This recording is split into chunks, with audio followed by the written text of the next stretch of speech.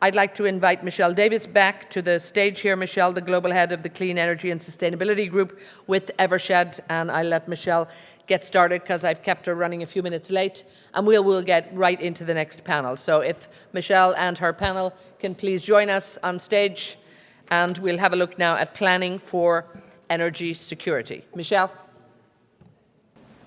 Well, thank you very much, and welcome to this panel session that will look at what energy security means for this region and indeed how it should best be protected. So I would like to introduce you to our very expert panel who I've been chatting with before our session now, so I genuinely am really looking forward to this. We want it to be an interactive session, so if you have any questions, please could you let me know somehow, put your hand up, and we'll take questions during the session rather than saving them all until the end, as is usual. So let me just begin briefly by introducing our panellists. Sat next to me is Engineer Ahmed El Ibrahim, who is the Chief Executive Officer of the GCC Interconnection Authority. He's been there for 10 years, that's correct? But has almost 30 years of experience in power systems and infrastructure operation. He's very well educated, has an MBA, an MSc, and a BSc, and also completed the Gulf Executive Development Programme. And I'm particularly interested in hearing his views about interconnectors in the region and the role that they could play in the energy security debate. Next to Engineer Ahmed, and I just want to make sure I get all your CVs, is Dr. Stefan Niesen, who is the Head of Technology Field Energy Systems at Siemens.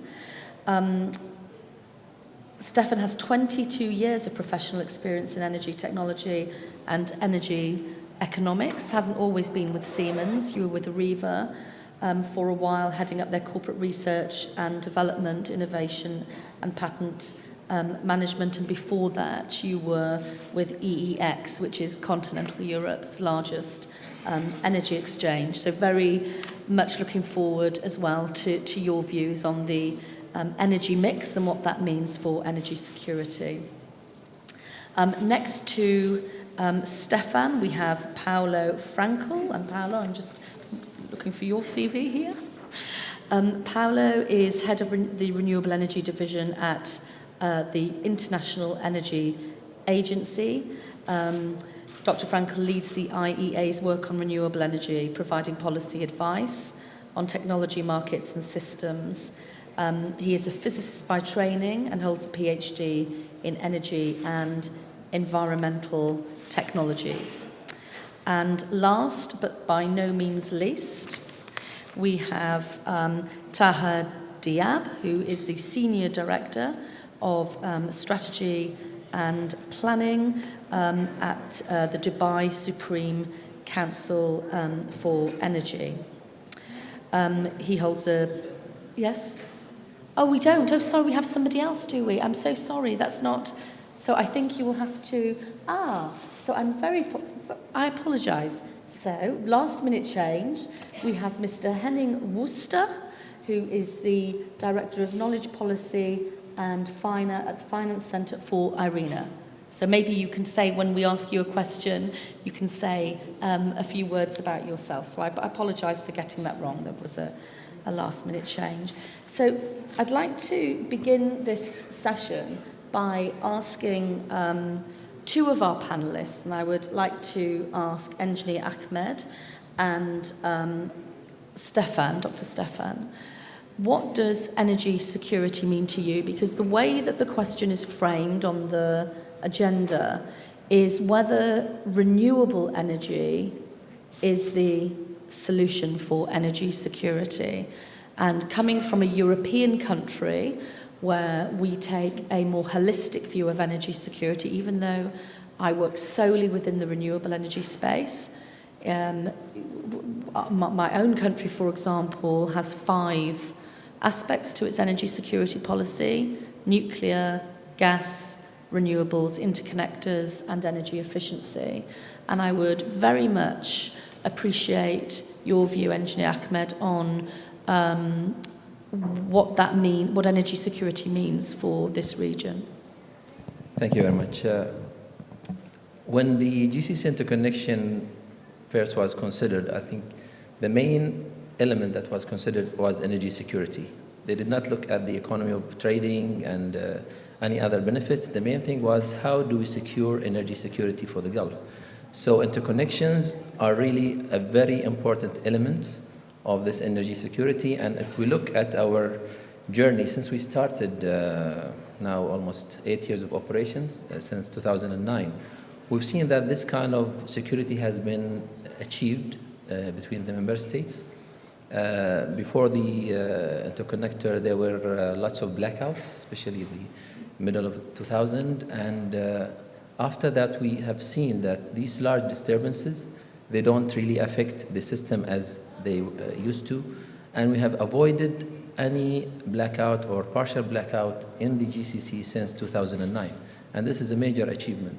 If we go to statistics, we have achieved more than 1,450 incidents where we have managed to support the GCC member states by supporting them with the required energy in terms of any kind of shortage or any kind of demand that's not satisfied.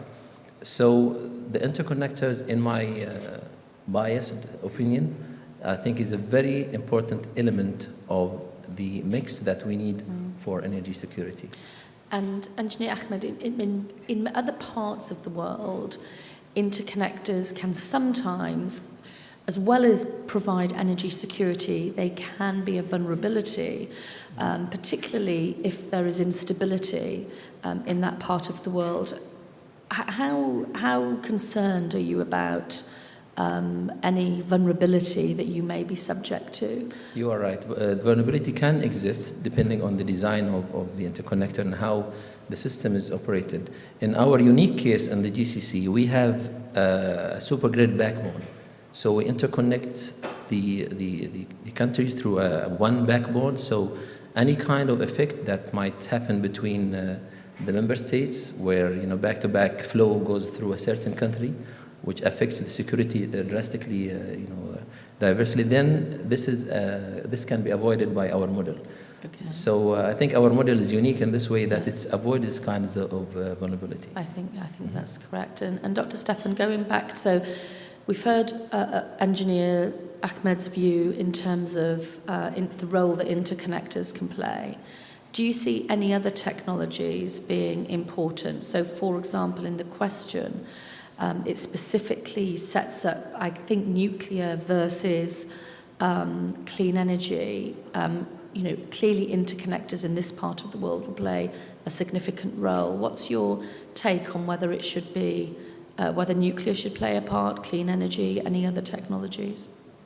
So interconnectors certainly help with regards of energy security. And I would like to complement and add that actually a mix of energy also contributes greatly to the robustness of an energy system. So if you have an energy mix, then you are independent from the supply of one country or one company. Then you're also robust against fluctuation of prices, of oil price, gas price, coal price, even of a carbon tax. And also you can do arbitrage, risk-free profit.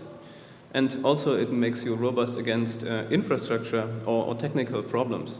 So for instance, a technical problem in one type of plant or the unavailability of a harbor or of a pipeline is something that you can then mitigate, be it the nature of technical or of sabotage. Anyhow, it also, an energy mix helps you to be robust against fluctuations of the public opinion. We are testing this currently in Germany, where coal generation becomes increasingly unpopular. We can only offer ourselves the luxury to debate this because we have a diversified energy mix. So to conclude, there is not one single technology alone that is able to provide any energy security. Okay, so it's a mix of different technologies. I mean, Dr. Paolo, do you agree with that? Do you think that clean energy alone can provide the solution? And then I would also like to ask you, Dr. Paolo and Henning, your views on nuclear, and just so that you can have a bit of time to think about the question. Do you think that nuclear really has a role in the debate around future energy security, given where the pricing of renewables and storage is going? So I do want to touch upon nuclear, but first, Dr. Paolo, can renewables provide the sole solution, or should it be a mix in your view? Before I answer your question more punctually, because you asked many things, let me say two things which are very clear from the International Energy Agency perspective. Energy security has two dimensions. One is reducing the risk that something happens, a lack of supply, a disruption for whatever reason. Second, if this happens, how to respond to this. And indeed, the two key words for this is one, diversification, which I totally agree with.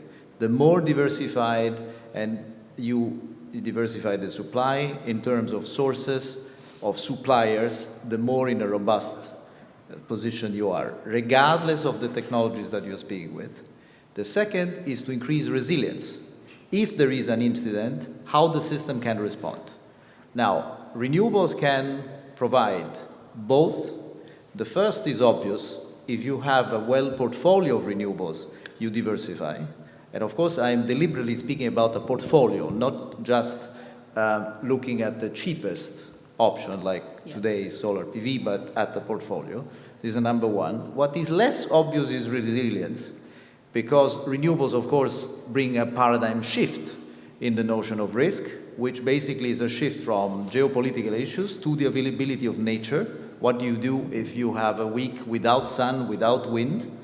Now, in this respect, more variable renewables can be integrated if power systems are more flexible.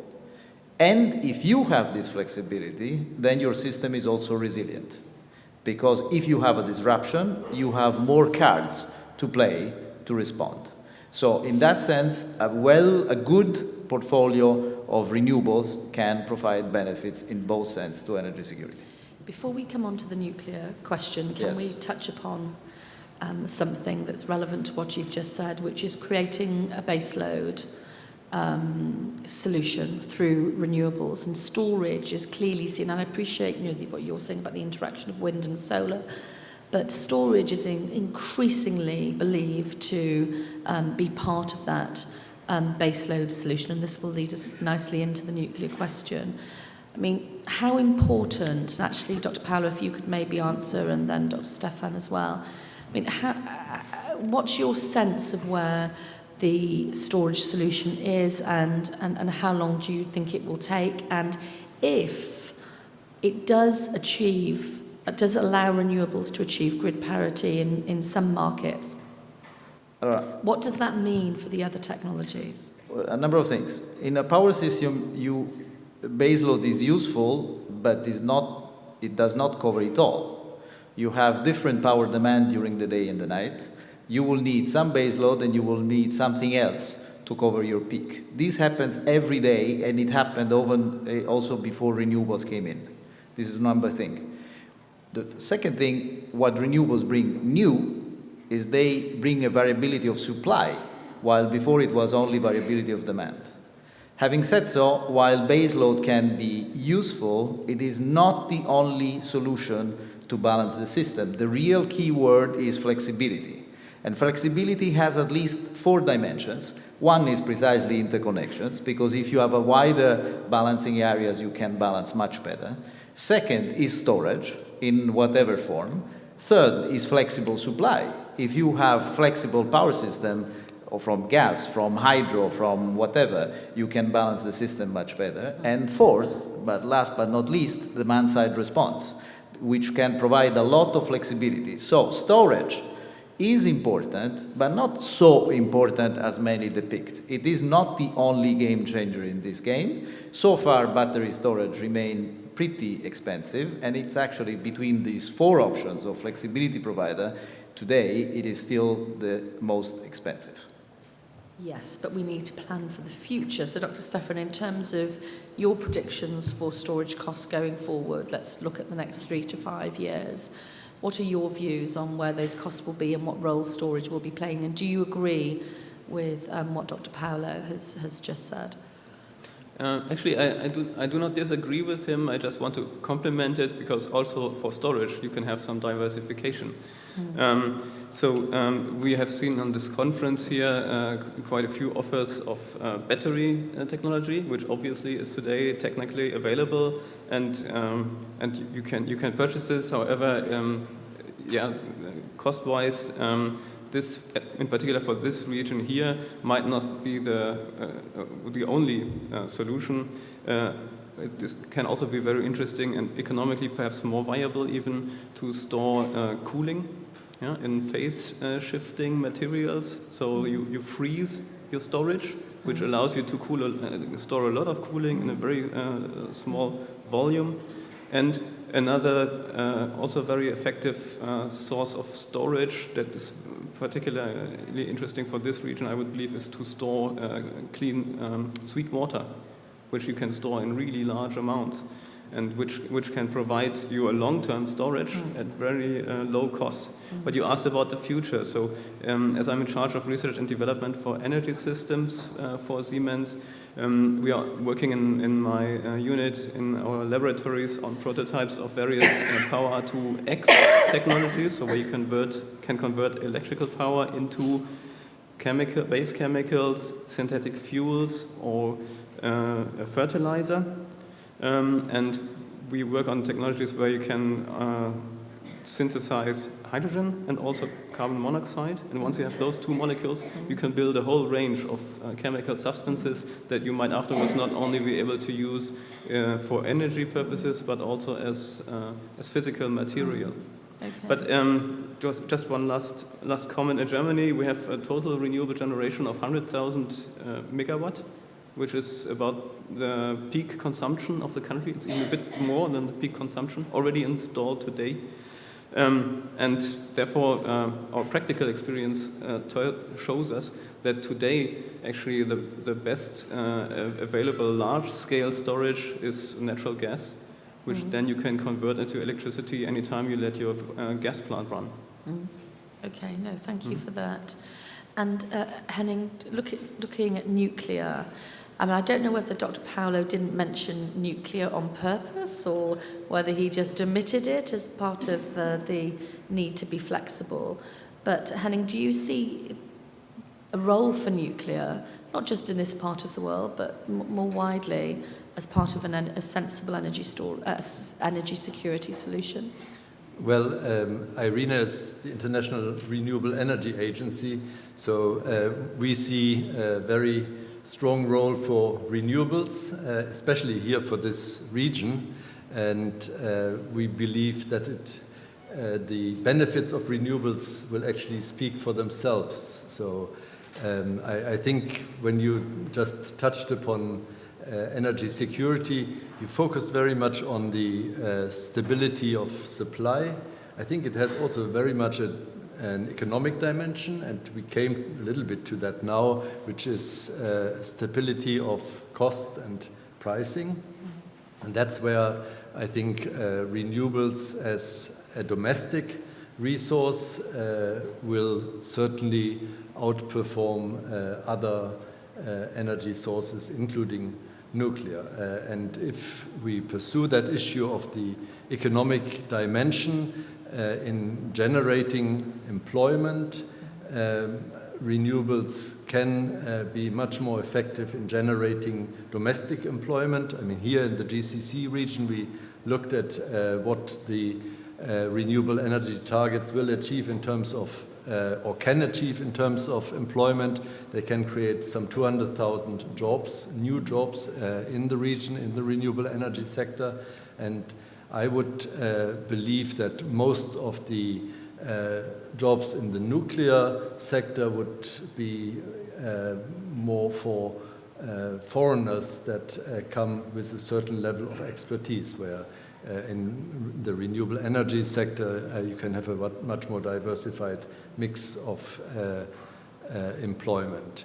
And then let me add one more dimension to the discussion, which I think is critical globally, but especially here in the GCC region, and that's water. The water consumption of renewables is by far lower, and there you have a huge difference when you compare with nuclear or when you compare with coal and other fossil fuels. Again, to quote the study that we did for the GCC region, if the countries here implement their renewable energy targets, they will be able to save 22% of the water consumption in the energy sector compared to today, and that is equivalent to an annual water consumption in Saudi Arabia in one of the last few years. So that's quite significant, and again, nuclear is at a great disadvantage in comparison to that. Thank you, Henning. I just want to ask you one question on what you said.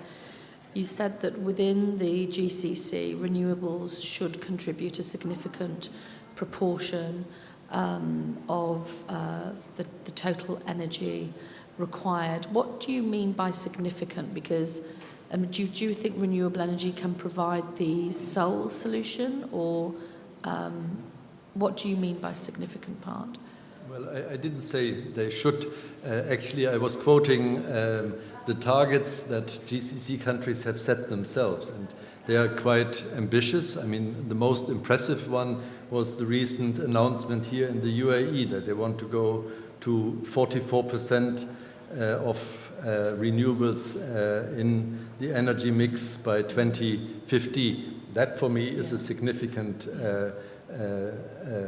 contribution of renewables to the overall share. So, before I come to you, Dr. Paolo, I just want to ask Engineer Ahmed a question on that. What sort of challenges, though, is that going to present you with from an intermittency perspective, and how are you, and I know you have views on that, Dr. Paolo, and how are you beginning to plan for that now? I think it's very significant. We've seen very ambitious targets, as Henning said, here in the Emirates we are seeing 44%, but still in all the other countries we're seeing a significant part of the renewables being planned. So that really puts a big challenge on us. How do we integrate this into the system? What happens in terms of controls with the intermittency of these systems? So that's why we have to plan from now on absorbing this. I think I didn't see enough attention being set on storage. I think equally as we are setting targets for renewables, how do we deal with storage?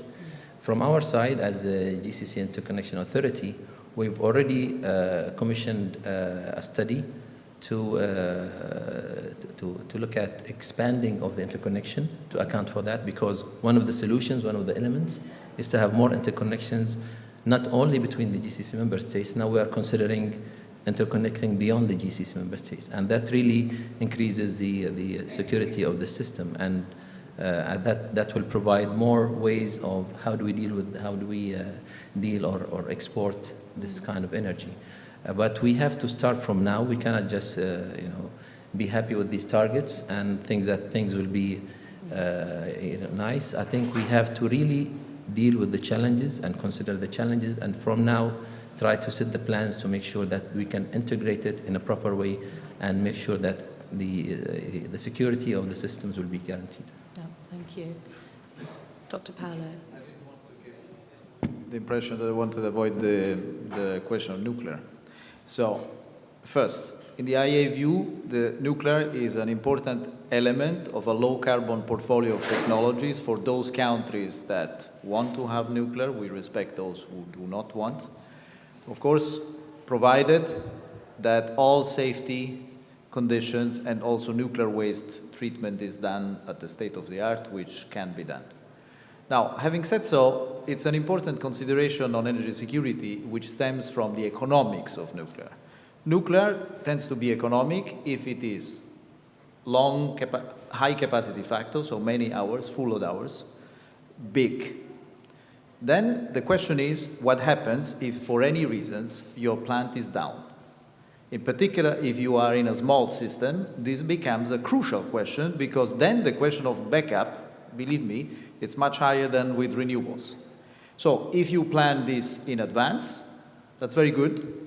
And in that, once again, interconnections within neighboring countries provide a very important thing. You would not solve it, certainly, with storage. And on the question that it was managed on the intermittency, I prefer to speak about variability, because intermittence means you go from 0 to 1 and vice versa in 1 second, which is not true. You need to plan this in advance. Many countries have done it. An example, the most advanced is Denmark, which is above 50%, but is highly interconnected. The toughest country in the world is Ireland, because electrically and also geographically it is an island. It has already surpassed 30%, and it will go to 50% very soon, basically without any form of storage, because the rest is flexible gas and demand-side management. So I insist, you need to plan in advance, I agree. The dimensions of the key word is flexibility, and it is interconnections, storage, flexible supply, and demand-side response. Okay, thank you. I think Dr. Stefan wanted to comment on that, and I think we then have to wrap it up. Were there any questions? Did you see a question? Yes. Okay. Yeah. There was a question here. Okay. I have just one addition. Would you mind saying your name and where you're from, please? My name is Mohammed Ibrahim. I am power system expert in Adwiya, Abu Dhabi. The interconnection, it has 3 factors. Here is quality security. Firstly, enhance the stability of the interconnected systems. Secondly, it reduces the capacity of the system by sharing the spinning reserve. There is money behind, there is cost behind. Thirdly, if you have delayed project of generation, you can import from the other. Interconnection, it is in all the world, is the best. In this region, there is contradiction between solar energy and the nuclear. The demand during peak, it comes to 100%. During, like today, there is no air conditioner small, it go to 0.33 or 0.35%. If you will go in 40% renewables, that means nuclear will never work, because 44% will take the whole load during low load condition, and that means you will have to stop the nuclear.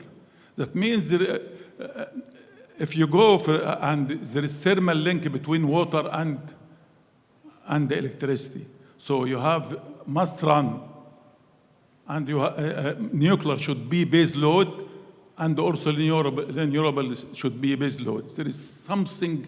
It will be very difficult to run the system security and to optimize how to take benefit from all of them. And this is my contribution. Thank you. Thank you. Does anybody want to comment on that before we wrap up? Because we do have to wrap up now. Okay, Henning, yes. Yeah, that was actually the point I wanted to add to what Paolo just said.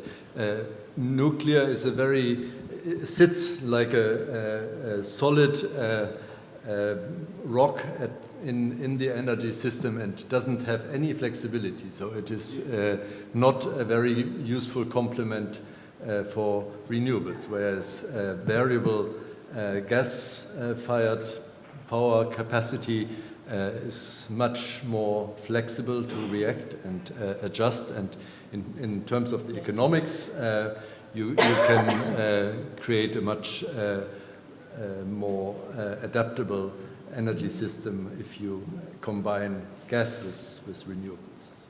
As indeed is storage. The software advancements that are taking place now in terms of response times and flexibility are quite extraordinary. I'm afraid did you want to add anything, Dr. Stefan, before I finish? Yeah, perhaps just one comment regarding flexibility. In the end, it's also, as said before, it's a matter of cost. Flexibility, by definition, has to be very cost effective, because by definition, it's not being used many hours per year.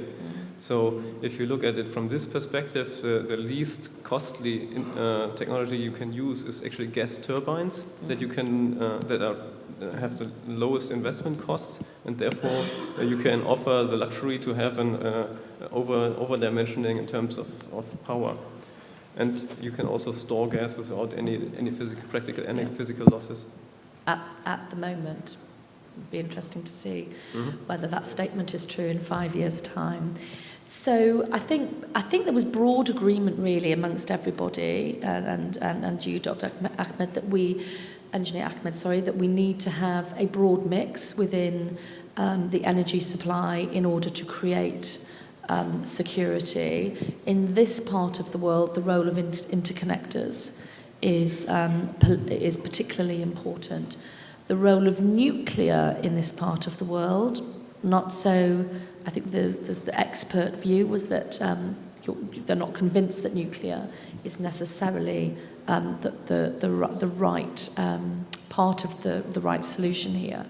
So I found that really interesting. So thank you very much. And will you all join me in thanking our very expert and esteemed panel? Thank you.